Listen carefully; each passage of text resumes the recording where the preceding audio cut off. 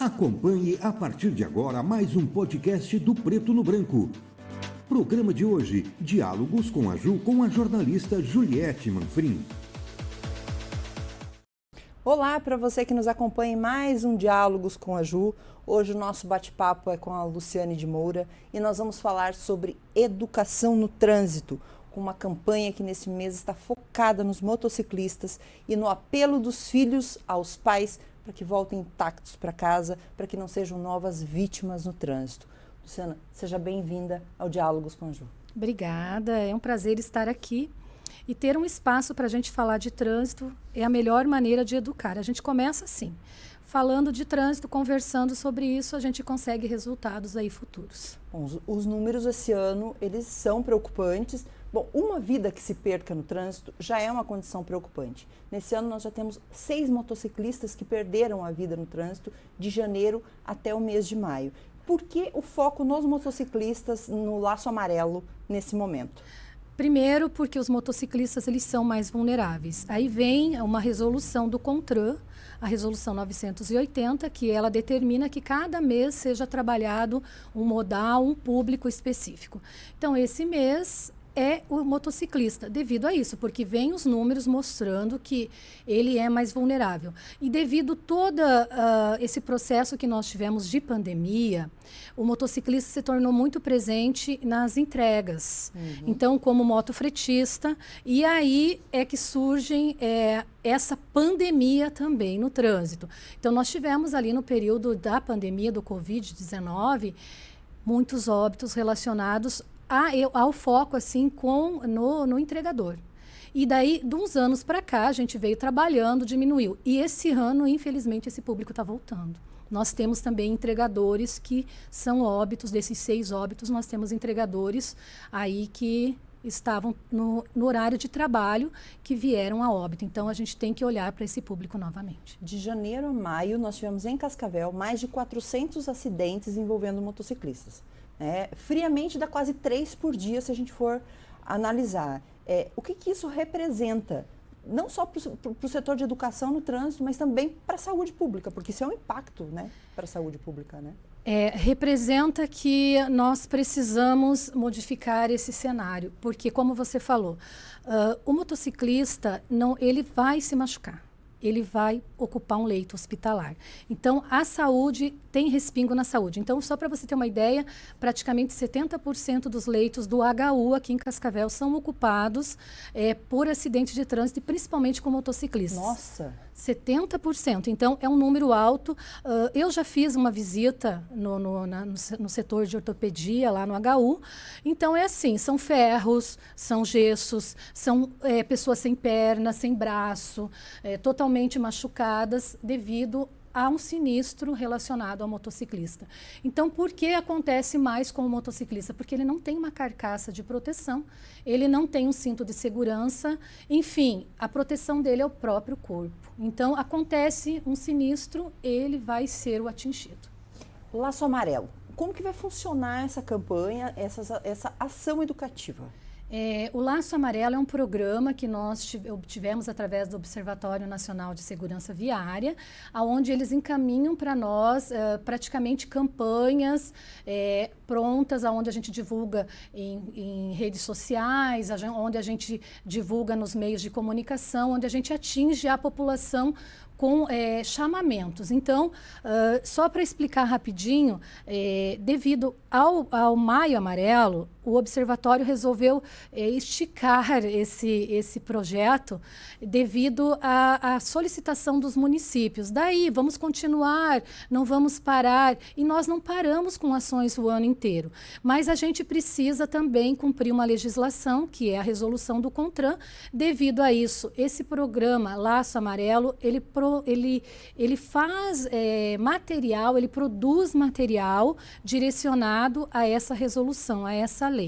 Então, esse mês, nós estamos com o foco no motociclista, que veio bem a calhar, porque está demonstrando realmente. Então, não é somente assim, friamente, aquele mês eu vou fazer. Não, é tudo pensado, é com números, é como a gente trabalha também aqui na Transitar. Nós trabalhamos dentro da estatística. Aonde a gente vai fazer uma ação?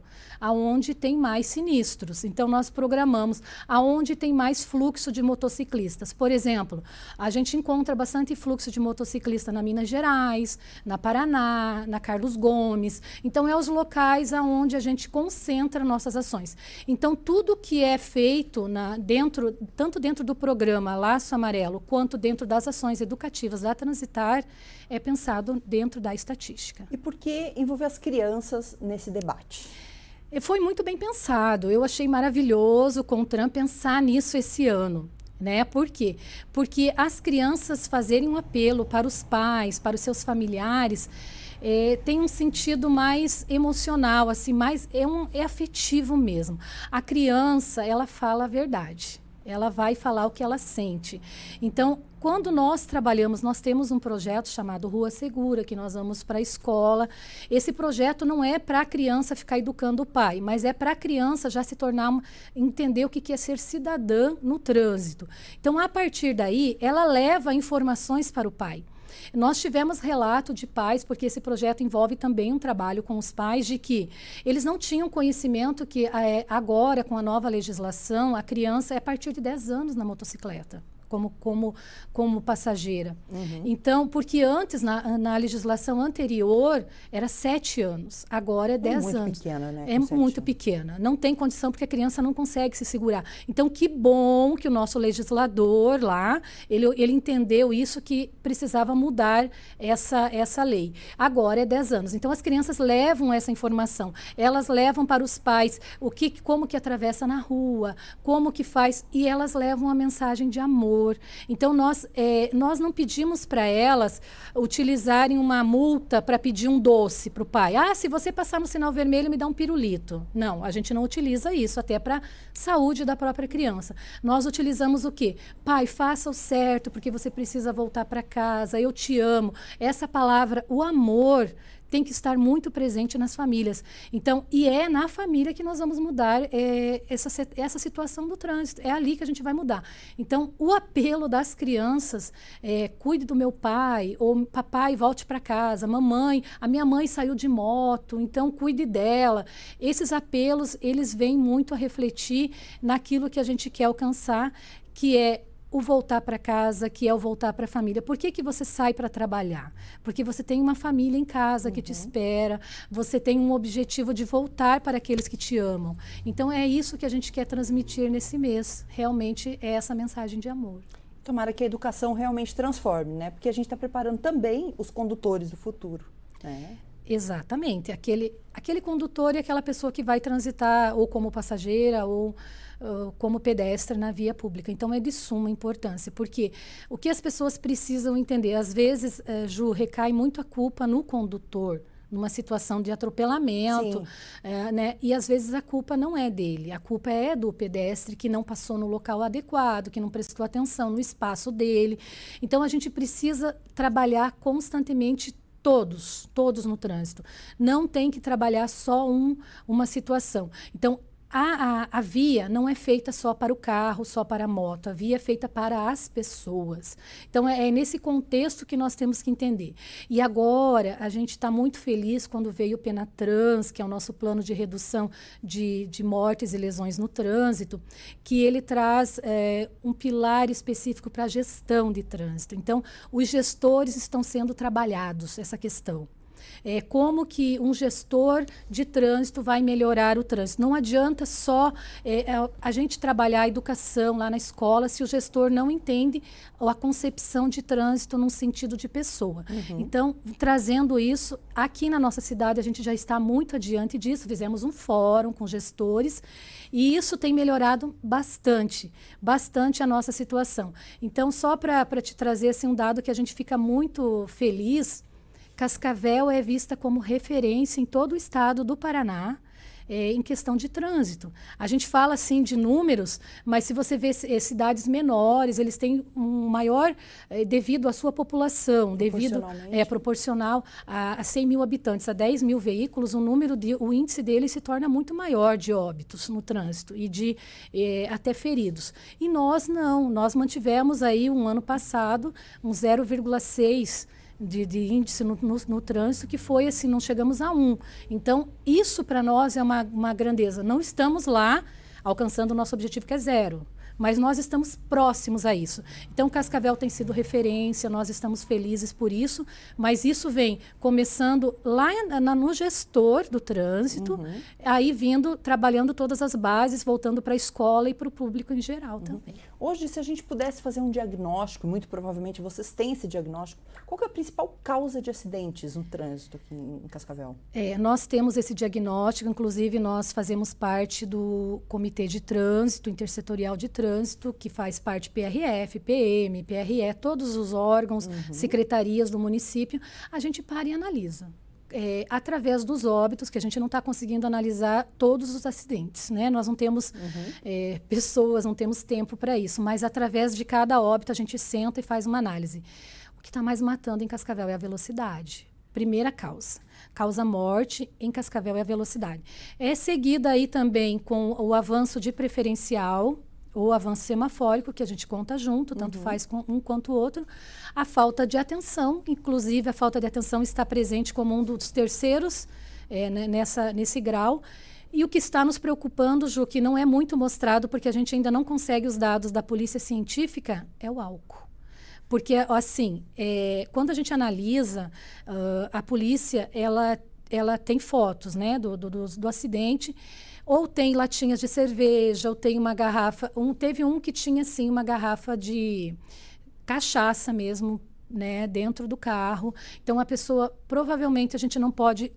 por isso que eu falo que não é certo a gente falar, porque não tem os dados ainda da polícia científica. Mas, provavelmente, ela ingeriu bebida alcoólica e ela foi para o trânsito e acabou que ela perdeu a vida. E ela poderia ter acarretado. Então, nós temos relatos aí nessa semana que passou de um caminhoneiro que acabou matando...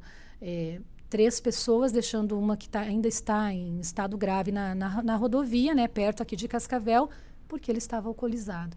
Então, é uma questão que nós temos que repensar também.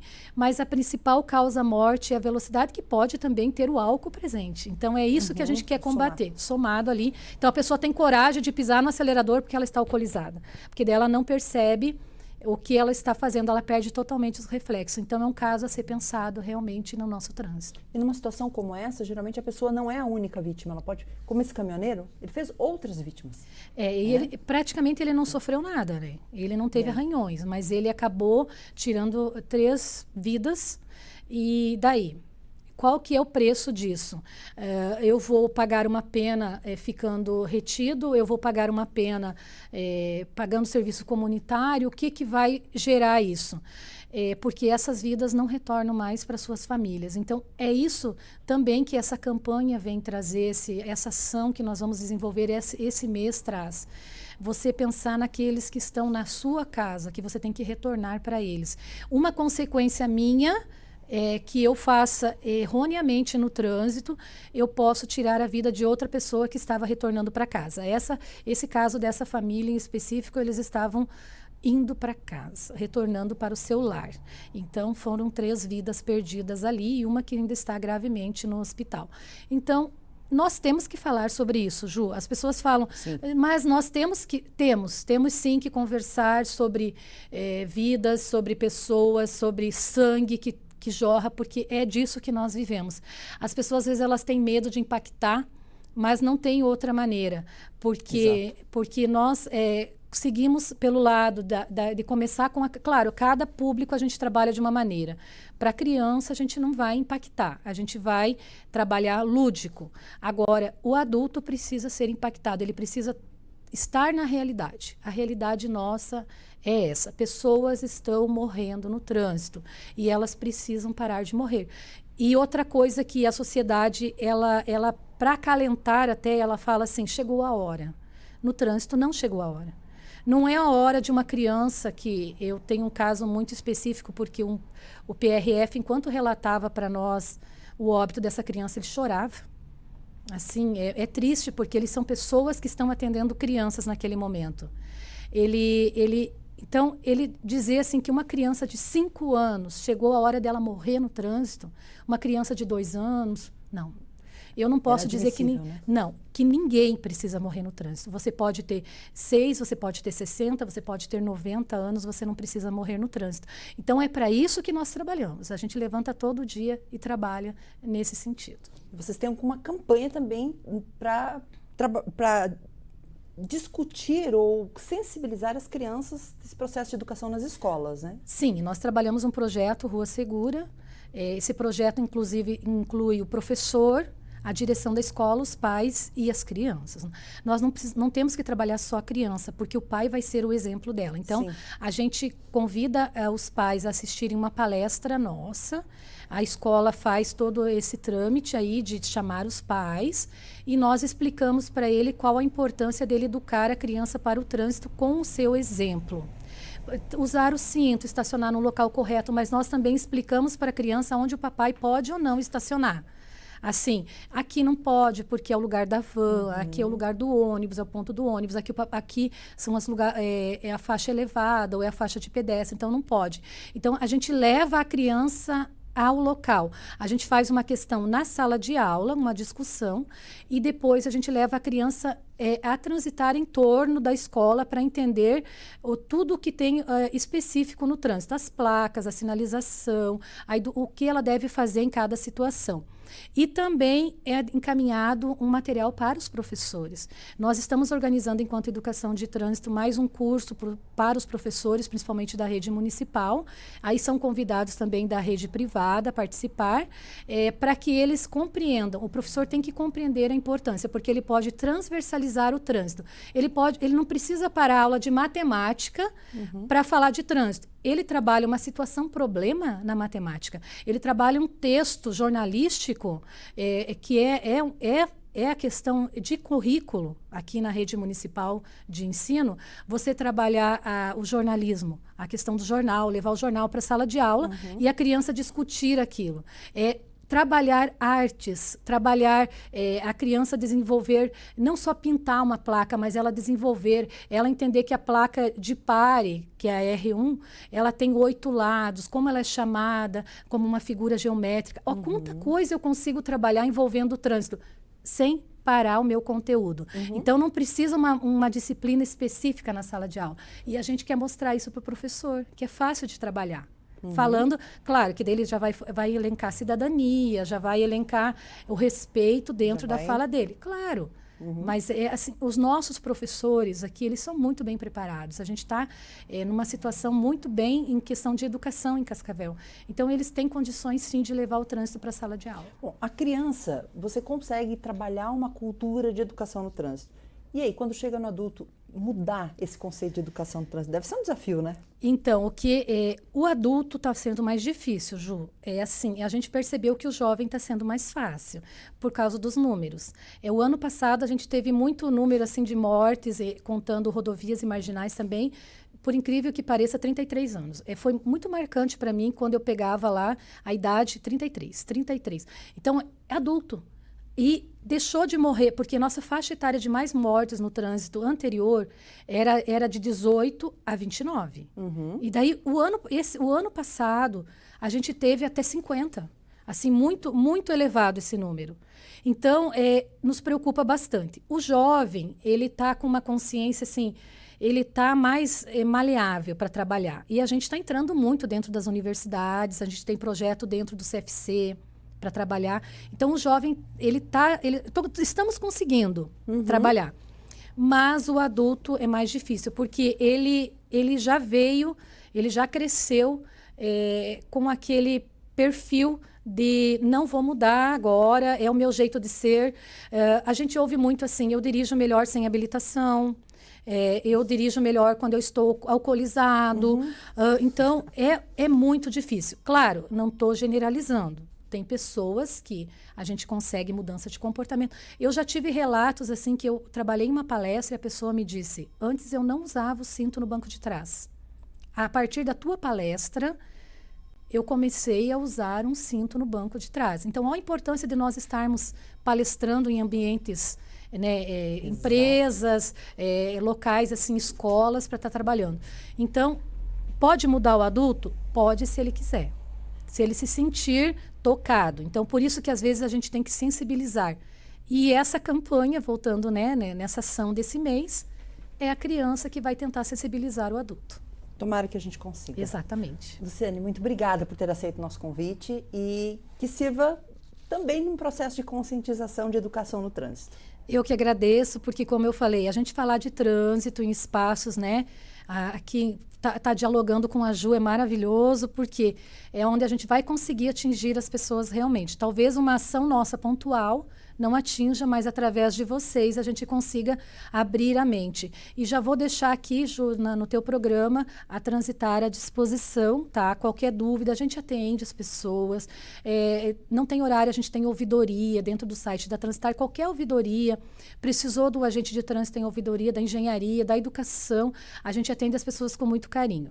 Nós somos servidores públicos, então nós estamos para servir a população. E é isso que nós vamos fazer. E nós vamos lutar até incansavelmente para que ninguém mais morra no trânsito. Então, a gente pede ajuda da população para que isso ocorra, né, que o nosso objetivo seja aí alcançado. Muito obrigada pelo espaço. Mais uma vez, muito obrigada. E o nosso desafio nos nossos próximos bate-papos é assim, nós zeramos o número de vítimas fatais no trânsito de Cascavel. Oxalá. E para você que nos acompanhou em mais um Diálogos com a Ju, nós voltamos na próxima semana com mais um tema. Até mais. Tchau!